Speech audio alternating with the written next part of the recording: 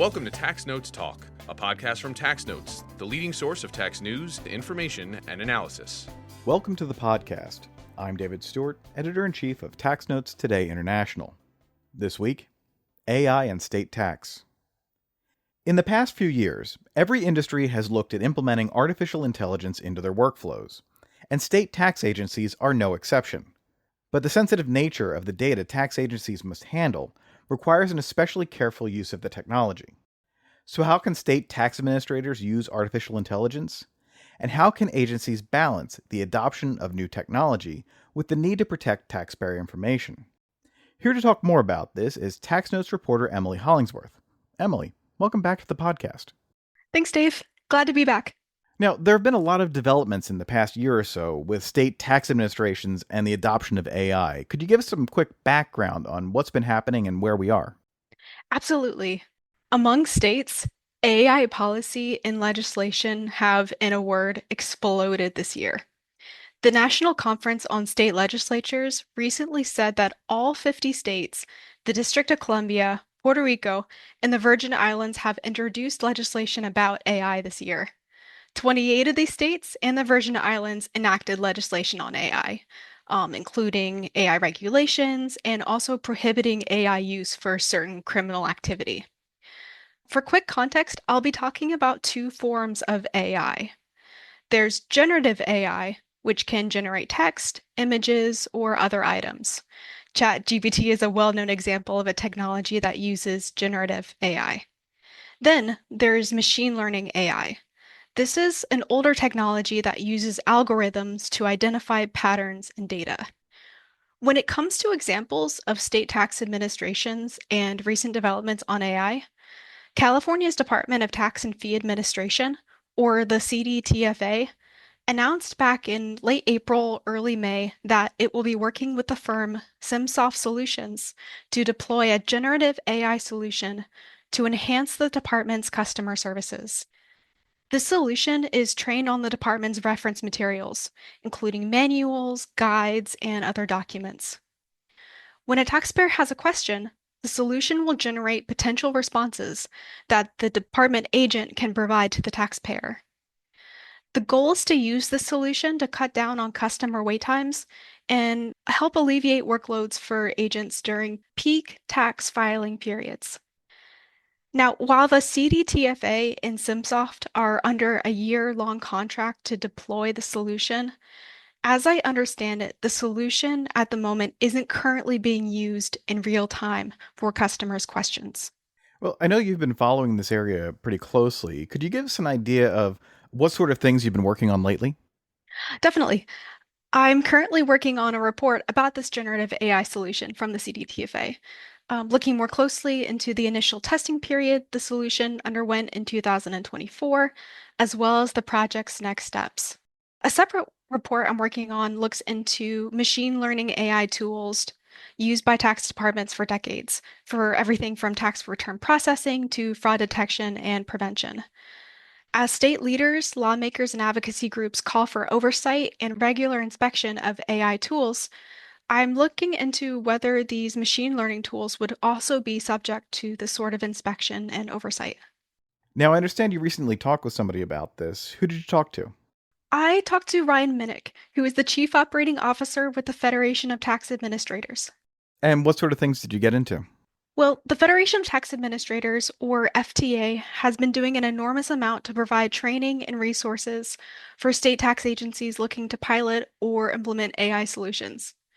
We got into the FTA's upcoming briefing paper on generative AI, as well as its 2024 tax agency survey.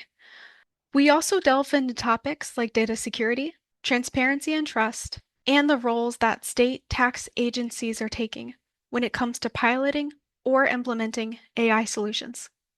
All right, let's go to that interview. Ryan Minnick, welcome to the podcast. Awesome. Thanks so much for having me, Emily. I'm excited to chat with you today. Likewise. So the Federation of Tax Administrators is developing a briefing paper on generative AI technology. The paper is intended to equip tax agencies with information around generative AI. particularly as states and state legislatures are facing increasing pressure to stay competitive with other states and pilot or execute generative AI. When is the briefing paper expected to be released? And what aspects of generative AI will this briefing paper cover?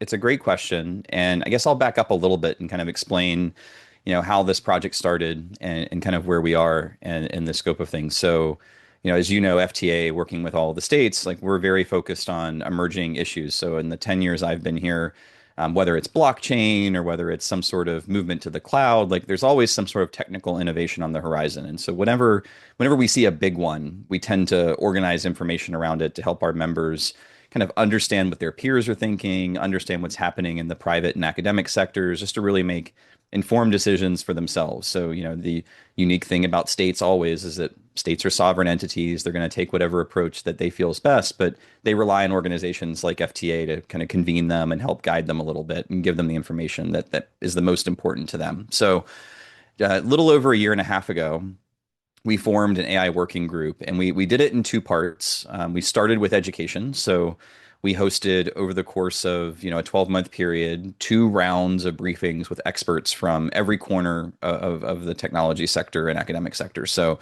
we had researchers that focused on the application of transparency and ethics in AI. We had researchers who focused on large language models and how they actually work, and kind of everything at every depth from technical to business. We had some private sector groups like graciously share with us concepts that they had built for other sectors that leverage these technologies, just so the attendees could get a feel for understanding how you take this fantastical thing of generative AI and start to translate it into what you could actually use it for in your day-to-day work. Because there's been, I think, so much really good marketing by the companies that produce generative AI technologies that it becomes a little bit hard to conceptualize what you might actually do in a government agency with it. Like how is it potentially going to help us? What's the innovation there? So after that round of those 2 rounds of briefings, we took a set of volunteers that represent a good number of our members. A couple dozen people got together, and they organized themselves into 3 groups. Those 3 groups have been focused on some background education information. So just helping anyone who's reading the white paper understand the terminology that's used frequently in the technology, the ways that we encounter the technology in our day-to-day lives, other forms of AI, because people often confuse generative AI for things like machine learning and other tools that have been around for quite some time. We have a group that focuses on opportunities. So not necessarily in production, although some are, but different examples of where this technology might be utilized or where it could be utilized. And they even went a step further and kind of, flushed out some of those concepts just to articulate to both business and technology stakeholders, like what the possibilities are. And then, the third group, which I have to admit, my partner in crime for this particular working group is our general counsel, Brian Holliner, who's formerly the AG representing the Maryland Comptroller's Office. And every time he and I talk about emerging technology, he's such a good foil for a nerd like me, because he's a seasoned attorney who has seen complex vendor contracts and understands the ways that states need to protect themselves from a legal and statutory standpoint. And so he and I always like to hash out like the details of technology. So he actually worked primarily with the third group, which is our considerations and risks group. So you get through this white paper, and the goal is everyone from, executive and business stakeholders in the agency through to maybe some of the technology stakeholders that deal primarily in strategy. They're going to be able to consume the appropriate parts of this white paper and come out on the other side armed with information about how the technology might be applied, understand it maybe through the tax lens a little bit better, through the tax agency technology lens a little better, and then also have at their fingertips, a bunch of other resources to go out and look at. So our teams, we're not rewriting the book on generative AI. There's so many brilliant researchers out there that are every day coming up with innovations and reports. So in some cases, we're pointing the reader to those really great resources and just kind of giving them the tax context they need to think about it. So that's been the whole kind of purpose of the group and how we've structured so far. And what's really exciting, and what I'm so glad about your question, is that I finally get to say that by the time our FTA Technology Conference happens the second week of August out in Tacoma, which is the only technology conference that serves the tax agency perspective. So there's a lot of tax technology conferences out there. They're usually practitioner or CPA driven. This one's hosted by us. It's for tax agencies and people who care about what tax agencies are doing with technology. By the time we get to that conference, we will have published the white paper. And so that will be a really great venue for the IT and business leadership for the agencies who will have, at that point, had the white paper in their hands for a little bit for when they get together and convene, kind of take what they do at our technology conference every year, which is think about the possibilities and what people are doing with technology and hear about successes and new ideas, kind of take it to the next level and see how this fairly new, yet very popular to talk about emerging technology might fit into that. That sounds really interesting, and we certainly look forward as well to the briefing paper. We've discussed the working groups, and I was curious to know, is that program still open to FDA member agencies who may be interested in participating? We'd also talked about this as well, but what are states kind of learning or taking away from these work groups and sessions? Absolutely. It's a great question. So the functional part of the working groups are starting to wrap up. So as we finalize the white paper, at least the first edition of the white paper, the folks that have worked in the 3 drafting groups that I mentioned before, they're going to have an opportunity to, collaborate with us on that final white paper version that is ultimately published to our members. And it kind of gets to the question that you asked, which is, what are states already getting out of this? And, I actually asked this question of our program co-leads when I was moderating the panel on this at the annual meeting. And the answers were really better than I had hoped. I mean, you always hope that people who participate in a working group, that they get value out of it even before the product is finished. And some of the things that they shared were, it was helpful for them to even hear how their peers who were as part of the working group, probably already people in their agencies who were thinking about this more than the average employee, to hear how their peers were thinking about this, to hear the level of curiosity, to hear the optimism for the possibilities. And then even for some of the working group members, they've shared with me that this has actually helped make the technology feel a little bit more tangible and a little bit more real. I think the hype curve for generative AI has been really substantial. The underlying technology has been around for a couple of decades, but if you look at, for our conversation today, if we look at, Chat GPT launching, 20 months ago or so, if you look at that as the inception point of the generative AI craze, the hype curve was very scary for people in, a lot of roles, but in particular in government, because the initial premise was, oh my gosh, this can do everything. It can think, it's a facsimile of a human. It can do all these wonderful things. But of course, as time has gone on, we've all realized that, like any technology tool, it's a new version of a tool that's going to hopefully help improve productivity. It's going to help our organizations do work better. But if you've played with some of these tools recently, they're not taking anybody's job away anytime soon. If anything, they're probably freeing up knowledge workers to do work a little bit more efficiently, a little bit more effectively. The bigger thing that I think is coming out of these trends, and that I think some of our members saw as they were participating in the working group, is the real opportunity for training in this space. This is a shift that is more like the shift from a typewriter to a word processor than it is a shift from, a server in your server closet at the office to a server in the cloud. This is a fundamental change in how you interact with technology, which requires you to just completely rethink everything that you're doing. And it's also one of those inflection points where people entering the workforce now are already receiving substantial exposure to it. And so you're going to have a point where, much like the typewriter to the word processor, you're going to have a big chunk of your workforce who you're going to have to upskill and train on it, because they're going to experience it for the first time when they're in the middle stages of their career. But you're at the same time going to be bringing people in at the early stages of their career who are going to be natively understanding it. And that doesn't happen a lot with emerging technologies. It's always a little bit more subtle than I think the point that we're at now. Thank you. How transparent do you believe that state tax agencies should be when informing the public about AI use?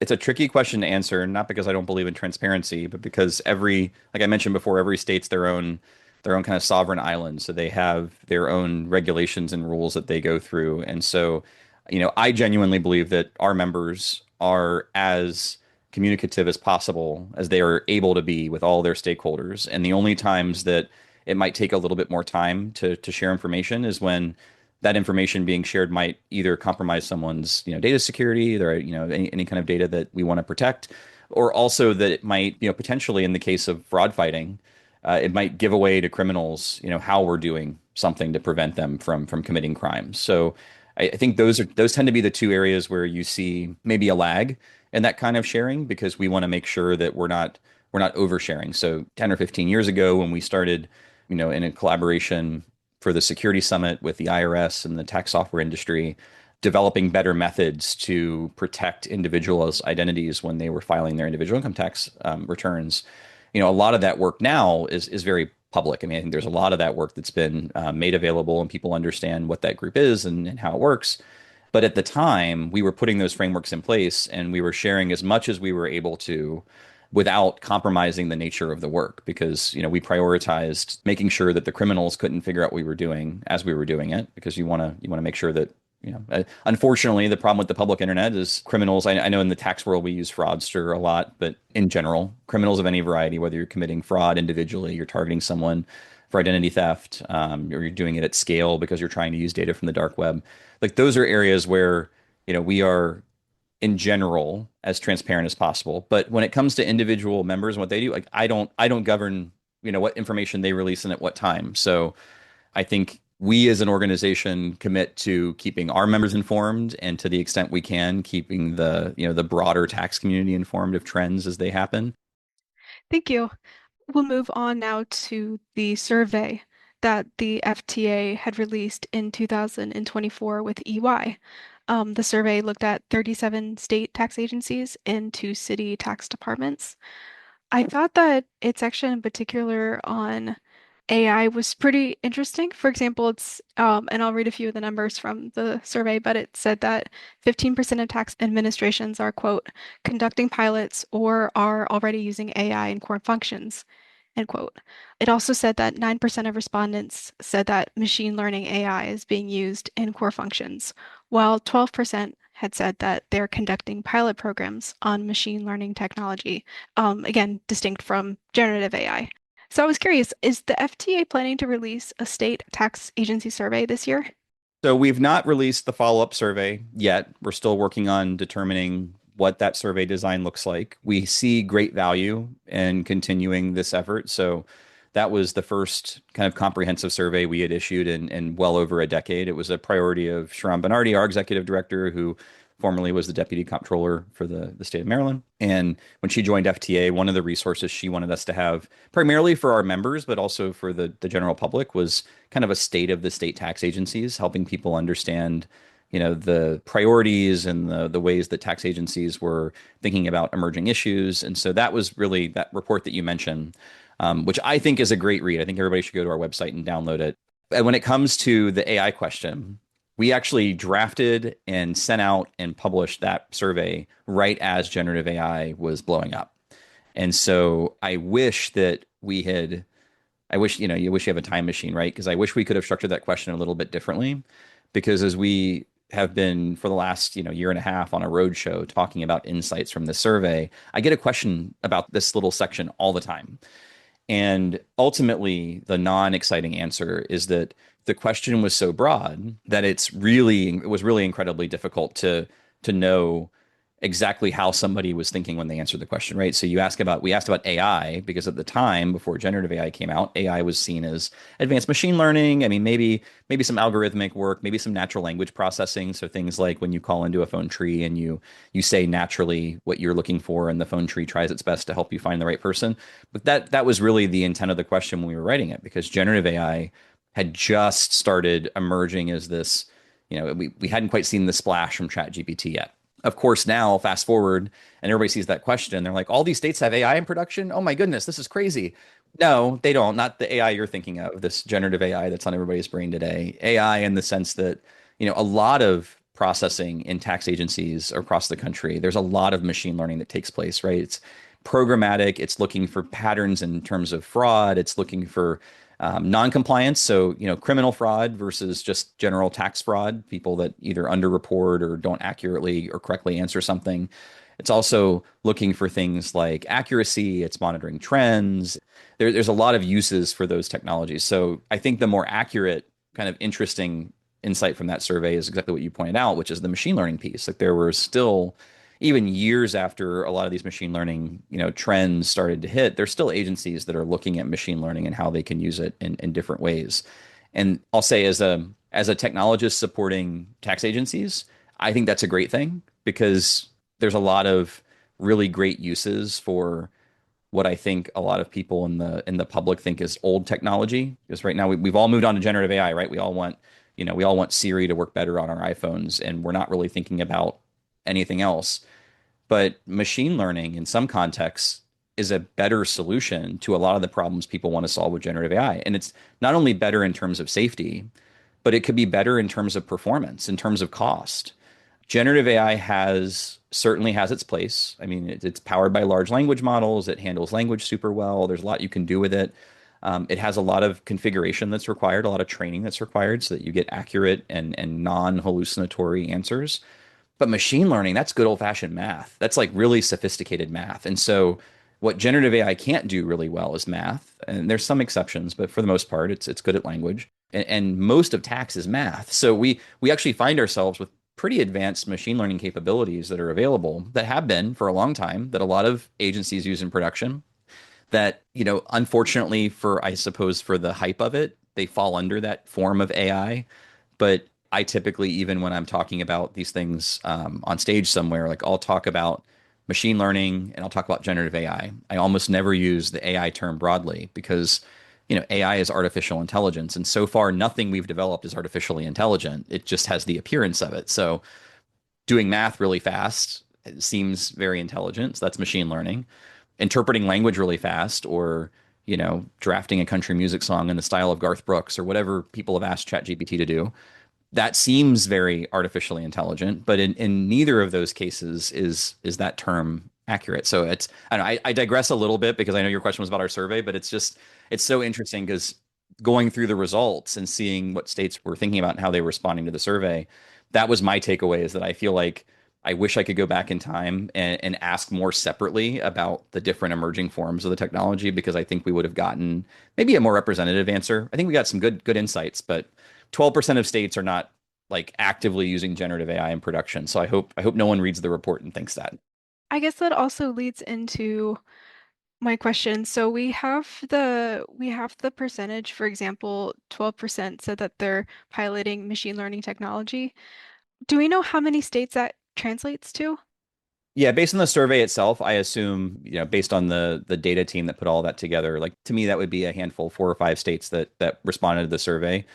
But that also, like I said, that question's a little bit of a misnomer in how you interpret it. So that could be 4 or 5 states at the time of the survey were actively piloting a new use of the technology. Those same states could probably have already had that technology in place doing something else at the same time. So that's something else I think kind of bears explaining. Like if you're curious about how tax agencies work, people listening, we don't sit still. One of the things that I've learned in my 10 years at FTA is that agencies are always looking forward, how they can do their job better, how they can better serve the citizen, how they can take innovations and leverage them to do more with less. Because unfortunately, in government, I think that's a lot of the situation we always find ourselves with. So, budgets don't necessarily grow as much as we'd like, or sometimes they get cut. Oftentimes, legislatures ask for agencies to do new things, and they don't always give them money to do that. So everybody's trying to, do the most with what they have. And so when you get innovative technologies that could be used in a line of business. And tax agencies have numerous lines of business, right? They have everything from, receiving data, you have your traditional tax return processing, you've got auditing and collections and customer experience, and you have your legal and tax policy group that has to interpret things that come out of legislature. And there's a lot of moving parts. And so when like with this question, the way I interpret the answer is, 4 or 5 or 6 states at the time of the survey were looking at machine learning to potentially solve a problem somewhere in their agency, irrespective of wherever they were already using that technology, if they were to solve problems in a different place. This is a question that I had when we were discussing state transparency. It relates to California's announcement in April that it had secured a contract with a company and is testing a generative AI solution. Now, this agreement is going to test the solution under a limited, I think they said testing environment. So it's not necessarily something that's going to go out to the public immediately or be used during large periods of time, like filing season. but I was curious to know what your thoughts are on this kind of development. California has also been very transparent about its developments in AI and has also done a lot of work to vet and test those solutions. So I was curious to know what your thoughts were on that particular development. Well, it's a great question. First of all, I mean, California certainly as one of the larger states, I mean, certainly by staff, they have the largest numbers of people working on tax administration across their, several agencies that do that work. I think even in terms of technology, like they're a great example of transparency, right, in government. So you look at their technology modernization plan that they've been doing. They've actually, I think they're in part two, and I forget what phase of part two they're in. But they started publicly sharing that modernization strategic plan, 10 plus years ago when they were in the first phase or the first part. So it doesn't surprise me at all that they were incredibly transparent about piloting a technology and going about the process of securing a contract to do so. I think it's also helpful that they shared the scope of what they were thinking about. I know that oftentimes parts of the procurement process are public, and so people can see kind of what states are doing in different agency areas on a regular basis.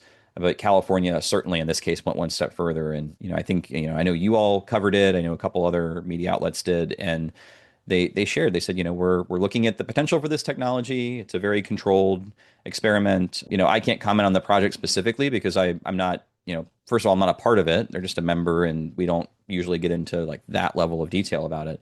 But in concept, what they did was great. Like they decided to do something, they share what they were doing, and now I presume, not being familiar with the project specifically, I presume they're doing that, and then to the extent that they make a decision, they'll come back and take the next step. And I think that's generally speaking what a lot of agencies look at in terms of a pilot. Like they want to be very upfront with people who are impacted by whatever they're testing. So sometimes we're able to test technologies in, kind of in a bubble or in a vacuum, and so we don't necessarily have that need to share what we're testing because we're not doing it. For example, if you're wanting to test the potential for a technology that would leverage generative AI, but you're not going to actually test it with taxpayers. So you're just going to test it internally, and you're going to test it only on maybe a synthetic data set. So something that's not even, real data or real information. It's something that's manufactured for the purpose of testing just to understand how technology works.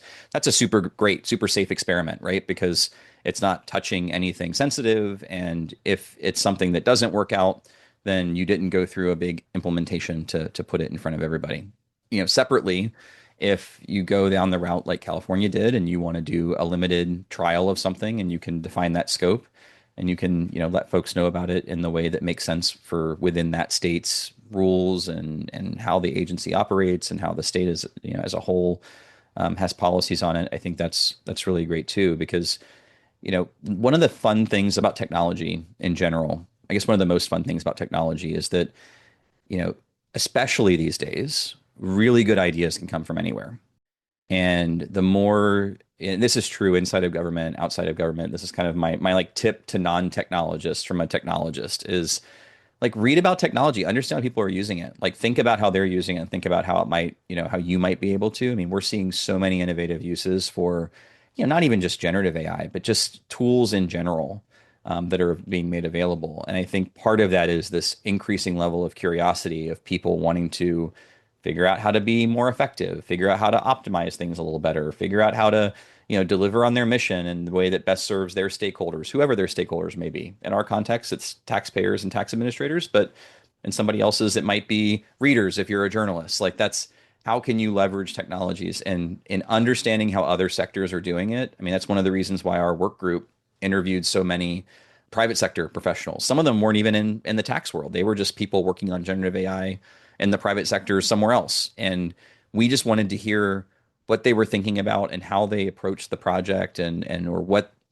their view on the knowledge was, because most of the time I can talk about tax all day long and Emily, you can translate it into journalism, whether it's tax or otherwise. Likewise, you could tell me something that you're doing in order to maybe reach readers of tax notes a little bit easier, a little bit better, get into their inbox a little bit faster. I'm going to listen with my tax administrator ears and think, oh, how could I potentially take this really cool thing that you're doing and help benefit, my members or the taxpayers, or how can I help my members benefit their stakeholders? You get into the question of, is transparency important? Absolutely. I think data security is also very important, and fighting crime is also really important. So you have to kind of balance everything. But at the end of the day, it's because there's so much curiosity out there. And I think people who pay attention to these things and can be helpful, especially if people have great ideas, there's some great careers in tax administration. I suppose I should put a shameless plug in, right? So if you have great ideas for tax administration, share them with tax administrators, because, we want to hear them. We want to discharge those duties as faithfully and efficiently and effectively as possible. Absolutely. And Ryan, again, thank you so much for coming on the podcast. Oh, of course. Happy to do it anytime. It was great talking to you today, Emily. That's it for this week. You can follow me online at TaxStew, that's STEW, and be sure to follow at Tax Notes for all things tax. If you have any comments, questions, or suggestions for a future episode, you can email us at podcast@taxanalyst.org. And as always, if you like what we're doing here, please leave a rating or review wherever you download this podcast. We'll be back next week with another episode of Tax Notes Talk. Tax Notes Talk is a production of Tax Notes. You can learn more about us by visiting www.taxnotes.com/podcast. When major media wants the straight story, they turn to Tax Notes. Thank you for listening, and join us again for another edition of Tax Notes Talk. Tax Analysts Inc. does not provide tax advice or tax preparation services. Nothing in the podcast constitutes legal, accounting, or tax advice. A full disclaimer is included in the transcript.